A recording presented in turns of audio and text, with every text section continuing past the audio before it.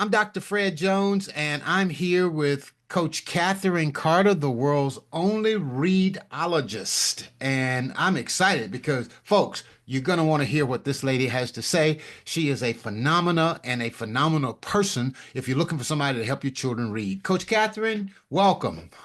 Thank you. Thank you so much, Dr. Fred. It's a pleasure to be here with you, and looking forward to just sharing with people how their child can get better. Well, let's just jump right on into it. Okay. You're known as the world's only readologist. So, how did you come about that? Where'd that come from? Tell me more, unpack that, define that, and tell me how did you come up with that? Talk to us about that. So, when you think about a readologist, when you think about anybody who specializes in things, a readologist specializes in the growth and development of children's literacy. Mhm. Plain and simple. And I came up with it because through my 30 plus years in education in both public and private institutions, I earned this title.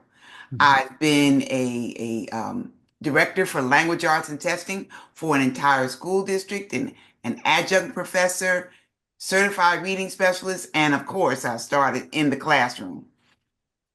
Mhm. Now, you said 35 years under your belt. Tell me what sparked this passion in helping children read and learn? So, funny story. I always share this, especially when I'm with children. I was the kid who would rush home after school and teach my dolls and toys how to read. I would line them up on the shelf and I would teach them the lessons I had learned in school. And I just knew that I was helping my dolls and toys become readers. And so that's where it really all started, actually. And then as time went on, um, I spent a year, an entire school year, as a per diem substitute teacher. Per diem meant wherever I was called to go in the morning, that's where I went. So some days I would be with kindergarten children, some days I would be with high school English children. And so from having that wide spectrum of experience with children of all ages, I got to see what they actually needed, what sparked them, what made them tick. And those are the things that built my foundation for wanting me to become, just to teach them how to read and the joy of reading and the pleasure and how it could change their lives. So you taught your dolls how to read. Tell me, Taught my dolls and toys how to read. Yes. what excites you about teaching someone's kids to read? Why does that? I've seen you just light up like a Christmas tree when you talk about it. Why is that? What is that? So it just touches my heart. It's my that is at the center of my heart. When I see a child, when they spark and get lit up when they really understand something, that really takes me to another level. That's what why I do what I do, to see that spark, to see when they really get it, when they see, oh, that's what she's talking about. So, and for them to see how reading can help them get ahead in the world. Let's back up a little bit. Let's back up a little bit. When a child doesn't read, or when a child is behind reading, they're behind on their reading. They're struggling with reading. What problems does that cause? What's the problem there? I don't, it's not just one problem. There are many problems. For instance, when you think about a child who cannot read and they're in a group with other people who can, that is a real blow to their self-esteem and it affects their entire life. It makes them think that they are not worth, that they're worthless, that, why are they able to do it and I'm not? And it causes them to doubt and be fearful, and nothing good comes from that when that happens. Their choices in life are limited, and it's just not a good, it's not a good thing. And when you think about what parents go through, from all of my years working with children and parents, I never met a parent that didn't want their child to succeed.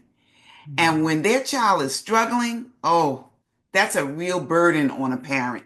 They don't know if their child is going to make it in the world. They don't know if they're going to have to end up taking care of their child for the rest of their lives. They don't know if their child is on that um, pipeline to prison. We know that that is a thing. We know that based on third grade reading scores, that is a major factor in building prisons because if a child can't read, they're going to grow up and get involved with things that are not good for society, not good for their life, not good for anything. And when you are have your back up against the wall, you can't read, you get involved with negative things. Wow, You end wow. up having to it just really touches my heart because I've seen the pain in parents' eyes when a child chooses the wrong path because they couldn't read. Hmm, hmm, hmm, hmm. That's real. That's real. So now tell me, you created this Lizzie B. Hayes trilogy. Let's Yeah. talk about that. What inspired the creation of Lizzie B? Oh, so many things. One, I've always been a lifelong reader, writer, talker, all of it. And I used to keep a diary when I was young. Some nowadays we call it a journal, but it's the same thing where you just write down your ideas about how your day was, who didn't treat you right in school, who couldn't line in front of you in the cafeteria. So I always wanted to write and express my ideas. So I've always been writing, but when I became a mother, I noticed that there were very few books that had positive role models in them that my sons could see themselves. And as it's been said, if you can't find a book, you got to write it. If you can't find a book to say what you wanted to say, you need to write it. So that's how I ended up writing it. And I wanted to teach children about things that happened back in the 1960s. I wanted children to understand that time period through the eyes of a child, through the innocent eyes of a child. So I decided that I would create Lizzie B. Hay. All of it came to me in a dream. Yeah. Kids always ask me, how did Lizzie B get her name? Well, it came to me in a dream. And I wanted to just share that story. Wow, wow. So the first book, Summertime with Lizzie B, introduced us to what? Joy and discovery and fulfillment. What was the message that you wanted children to walk away with from that book? So, in Summertime with Lizzie B. Hayes, Lizzie starts out as an 8-year-old, and she's living in a time period there was a lot of um, tumultuous issues going on in the country. 1967 was the year of the unrest, a summer of unrest in Newark, New Jersey. And so she's in the midst of all of this. It's a story of resilience and hope and learning about family love and connections and how to deal with living with an extended family, how to manage your emotions, but also to know about what happened that summer. What caused all of that unrest? Wow. What was the cause? So, Uh-huh, uh-huh. And so you'll get down to the core of that. That's what you yeah, want readers to take away with. that's what I want readers to take away. Yes. So in Lizzie B. Hayes and the Great Camp Caper, how did Lizzie's journey evolve, and what are some new lessons that she learned? So, Lizzie is now 10 Mhm. and she is ready to go away for 2 whole weeks to Girl Scout camp by herself. with no family members around, but she's fearful. She's never had to take care of herself in that way. So in the beginning of the story, she's wondering what's going to happen. Am I going to get along with other girls? Will they like me? You know, the things that kids go through when they are away from home. But she learns how to problem solve. She learns how to become courageous because there happens to be a bully in the cabin with her, and she and that bully get lost on an overnight hike. So a lot of things are worked out for Lizzie in that second book. Now, not only do you have a first, second, you got a third book that's coming out, Lizzie B. Hayes on a Mission. And Yes. this is highly, people are looking forward to this book. And so, now can you give us a sneak preview on what readers can expect? So Lizzie, you know, she's growing up. She's now 12. It's 1970. And in Newark, New Jersey, if you know anything about Newark history, that is the year that the Honorable Kenneth A. Gibson was elected mayor. So that Mm, is the political backdrop for Lizzie.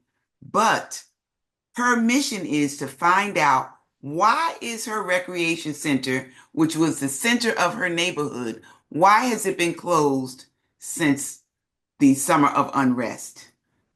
I mm, call it unrest. Some people call it a riot. Some people call it rebellion. Some people call it a revolution. It depends on your family's concept of what happened. The mm. majority of the world called it a riot. But why is that center still closed? So she's on a mission to get it reopened. Tell me, how do you see this trilogy shaping how our children, especially Black children, see themselves in literature? So I want children to see real kids Mhm. having real challenges and being able to solve them in a positive way. I want them to see how to overcome adversity and to be courageous. That those are the positive things that I am trying to convey. And I want kids to see that reading is fun. Mm, mm. So when it's fun, what happens when children see reading as fun? What happens? How does that make it magical? It becomes magical because it's not a chore. When it's fun, it's not a chore. Many times, and I can say this because I was in a school district for many years, we make reading a chore. It's read the chapter, answer the questions. Read the passage, answer the questions. There's no time for fun, for interaction, for thinking about what the author is trying to convey, putting yourself in a book. And when you create those kind of experiences for children, which I do, it makes them see reading in a different light. It makes reading fun. It makes it something that I want, that the child will say, that's something I want to do. You often quote, is it Rudan Sims Bishop? Professor Emeritus Rudine Sims Bishop. Rudine Sims Yes, Bishop. What she's does she say about books? What is that quote that she says about books, and why yes. is this important to children? It's so important. She is referred to as the queen of multicultural literature. She has a theory about books as mirrors, windows, and glass sliding doors. I mean, you think about a mirror you reflect, it reflects your image. Mhm. Okay. But a window helps you to see out into the world, helps you to see out into other cultures. And to take it a step further, those glass sliding doors means that you have the opportunity to go out into the world and be with other cultures and observe and witness what is happening out in the world. Mm, mm. And that's so important for children because it's important for children who look like me, who look like you, because it gives them a sense of pride. It lets them see that they are important. And children who don't look like me or you, it helps them because sometimes when they only see themselves in books, they get an exaggerated sense of their importance. Mm, And it does not promote acceptance. mm, I don't like to say tolerance. It doesn't promote acceptance of others. mm, mm. That's really good. So tell me, what impact have you seen when children of all backgrounds read stories where Black children are the heroes? Well, it creates pride. It conveys acceptance. Children become accepting Mhm. and of others, and it helps them to see that they are of value and worthy. And it's good for children of all colors to see Black children conveyed in a positive way in books. You've touched on this a little bit, but I want you to hit it again. What are some of the false narratives that develop when we don't see diverse characters in literature, or when we don't see diverse characters in positive roles? What are some of the false narratives that come about? So some of the false narratives are that we aren't important, Mm, that we are builds up all those negative stereotypes, that we're a monolith, that we're all the same.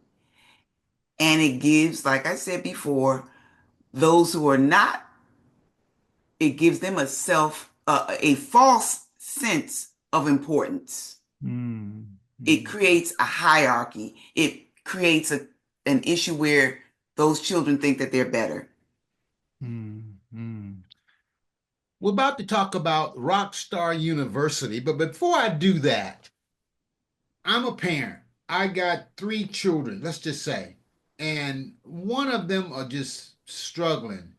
Tell me about your ideal situation or your ideal client that you would love to work with who qualifies to be like in your mastermind or your VIP coaching program. Talk to me about a family scenario that just fits that role. So I think about children who have struggled, who have had challenges, and they have, because of that, low self-esteem. Because of that, the parents are worried, is my child going to make it in school and in life?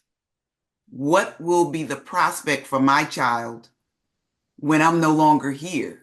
Will my child be able to take care of themselves?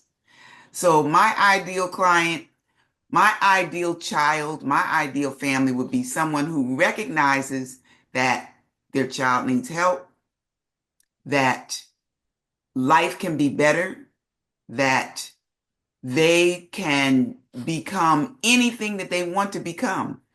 But it only happens when they get the help and the support that they need.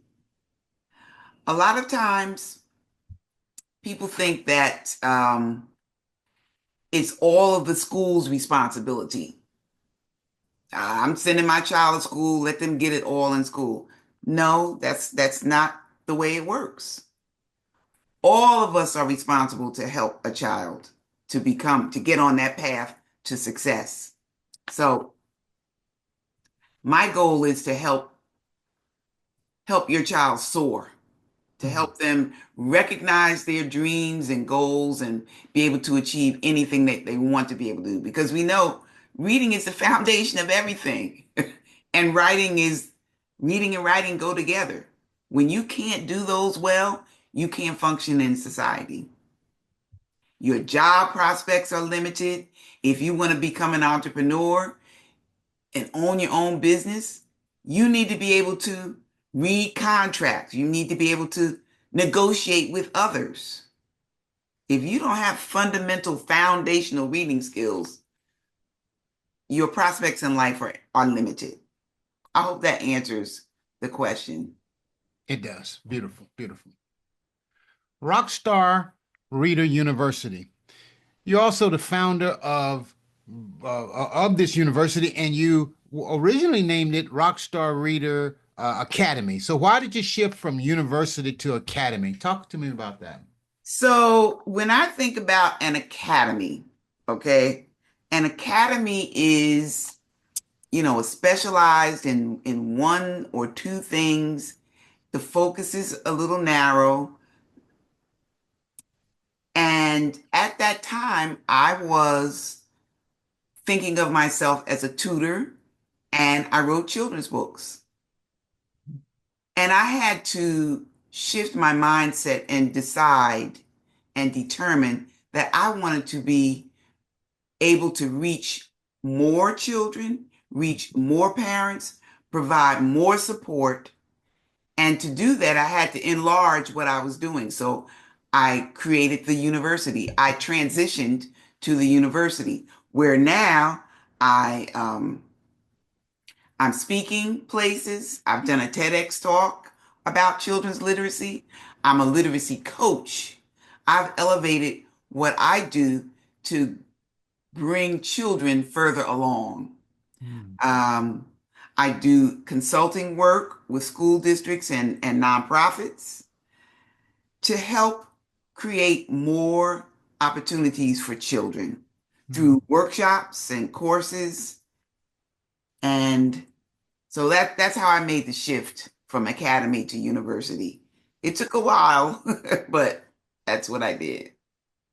So tell me, who is Rockstar Reader University for? Describe the your profile of a model student. So the Rockstar University Reader University is for my literacy coaching, any child ages 8 and up who has challenges with reading, needs reading enrichment, has test taking anxiety, and they need a boost. They need support because believe me, it is difficult to work with your own child. I've done it. I've tried it myself with my own. And also for parents who are struggling to make time for reading, who don't know how to be their child's reading role model, for school districts who are looking for ways to help parents to become more engaged in children's literacy. Hmm. So those are the folks that will can benefit. What are some of the common misconceptions parents have around literacy support or reading enrichment? What do they misunderstand? One thing they misunderstand is that the importance of them being a reading role model. When I say that, it's where you need to where a parent can show a child that reading is a good thing to do. And we all can agree that kids will do more of what they see us doing more than what we tell them to do. We say, go sit down and read a book somewhere. Well, if they don't see us doing it, they don't think it's important. But when we model what good reading, what it looks like, that makes a bigger impact on them. That's a major misconception. Um, Another misconception is time. I don't have time to do it. Hmm. Yes, we do have time. We all have the same 24 hours in a day, but it's restructuring our time to figure out, do I read for 10 minutes with my child before they go to bed while we're in the car rushing off to an activity? Can my child be reading? If I'm on the bus with my child, does my child have time where they can look at some books as opposed to playing games on a device? Hmm. Those are some misconceptions. Another one is that when your child reads, you have to correct every single mistake that they make on a page. When you do that, that is a big turnoff for a child. Allow them the space to make a mistake. And if they say the word the instead of the word when they're reading, That's not going to change the meaning of what they're reading about. That's a misconception that you have to correct every single mistake. What does research say about early literacy and the long-term success of children? Early literacy is vital. We need to be reading to our children when they're still in the womb because we're built, they're listening, their sound is the sounds. And when they're born, we need to provide books for them that they can handle because you're showing them that reading is important at an early age. You're building the foundation. When they get to be 2, 3, 4 years old, you're showing them the letters. You're showing them how letters come together to make words and the sounds. All of that is building a foundation for children to become successful in life. The longer you wait, the more damage it's doing to a child. The fewer books you have when your child is young, you're putting them in a position where they're not going to be successful. And it's not about going out and buying a bunch of books. The library is full of free reading, Mhm. free reading. And you can even go to the bookstores and sit and read. You don't have to always buy books. You can go to, I know some people like to go to, what do you call it? The thrift Mhm. stores. And when people have, oh, when people put their things out on the street and they're selling them, looking for older books.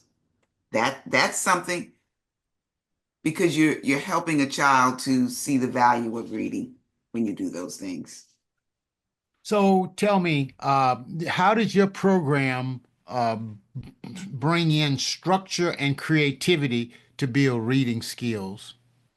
So it's real important to allow a child to be creative. It's important to allow them to help choose the books that they're going to read. Mhm. That keys into their creativity. Now, you do have to have the structure, you have to balance it. You do need to teach them the sounds. You do need to teach them how to put those sounds together to make words. You do need to teach them how to read to find main ideas, how to summarize. But you have to have that structure and balance it with creative things, letting them do things like act out the ending of a story. Let them something fun my students used to have fun doing, and some of the children I work now, write yourself into the story. Make yourself a character in the story. Those are some fun ways to key in on a child's creativity, but you're also giving them that structure because they need to know not only how to call the words, but what do the words and sentences mean, how to make meaning, how to figure out what is the author really trying to teach me, and Hmm. how can those lessons help me in my life. That is so good. That is so good. And you've probably answered this thought, but I wanted to make sure that we really pick this one clean. How can a parent spark a love for reading or a desire to read in a child who says, "I don't like to read"? So I hear this all the time, all the time. And when I hear it, what that really means is a child hasn't found the right book. So you have to really key in and find out what makes your child tick. You have to have conversations with them in a relaxed environment, not where you're interrogated, not where they feel like they're being interrogated, but you have to find out what makes them tick. And I'm telling you, there are books on every topic under the sun. When you find out what that is, flood them with books. If your child loves dinosaurs, flood them with dinosaur books.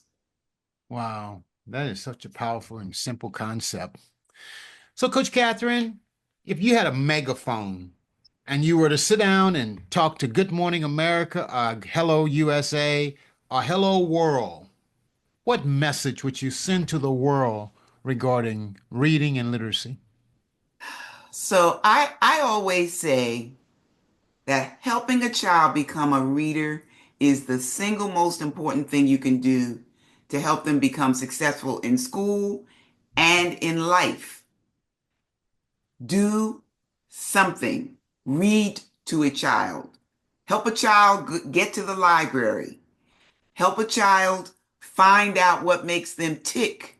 Talk to a child. It's not rocket science. It really is not. Do your part. You can't do it all, but do your part. Because when you do, you're helping a child become successful. They're on the path to success, not just in school. It's not just about grades. It's about having a fulfilling life, being able to do whatever it is that you want. Wow.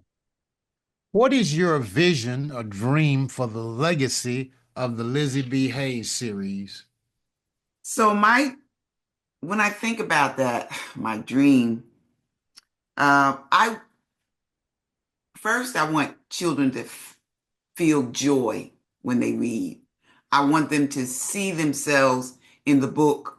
And if they don't see themselves, to see somebody in their world that they may know, or introduce them to new characters, new situations, to understand what life was like in the past so that they know how to operate in the present and in the future. And just to motivate them to be world changers. Hmm. Because Lizzie B and her crew, all of the kids, her cousins, Shushu and Mookie, and the children that she meets when she goes to junior high school, all of those children become world changers. And when they see that, I want the children who are reading it to feel that they can be world changers as well. Wow, that's nice. That's nice. So someone is listening to this us talk right now, and it's maybe 3 o'clock in the morning, 12 o'clock midnight, and they're up because they're trying to figure out what in the world am I going to do with that child? He's not reading. I got to figure this out. So how can someone connect with you and become a part of this reading revolution? Woo! I look forward to the reading revolution for the folks coming on in because what all they need to do is reach out to me on KP on my website, kpcarterwrites.com. I can be found on all social media platforms, K as in Catherine, P as in Patricia, Writes, WRITES.com. Reach out, let's have a conversation. Share with me your dreams and goals for your children, and let's together turn the page and help your child become a rock star reader. So when someone signs up for your newsletter, what will they receive, and what will they what should they be looking forward to? So I'm glad you asked. A couple of things. Uh, One is updates on the new books that are coming out, updates on where I will be speaking, finding out how to invite me to do an author visit in your school or speak to your parents or your organization. I also have resources for folks who sign up. And right now, there's a sneak peek into book three that folks will get when they go onto my website. So there's lots of goodies for you to go Lots to of goodies. KP Carter Writes. KP Yes. Carter Writes. Look her up online. YouTube, Mhm. Instagram, Facebook, LinkedIn. You can find her there. You can That find her. YouTube channel is what's happening too. Lots of information on the YouTube channel. Yeah. Great. Awesome. Awesome. So, Coach Kathryn, is there anything that I didn't ask you that you wish I had asked you, or are there any final words that you would like to say about the Rockstar Reader University or the Lizzie B. Hayes series, all of that? What? Any final words? Final words to any parent out there or any adult who just loves children and wants to see them successful. There is hope. There is hope, and there is help for them. It may seem dark that your child may be struggling, or they may not just seem as motivated as you would like them to be, but there is hope. And I would love to be a part of your literacy team to get your child on the right track. Folks, you've heard it from Kathryn Carter, the world's only readologist. And she's the president and founder of Rockstar Reader University.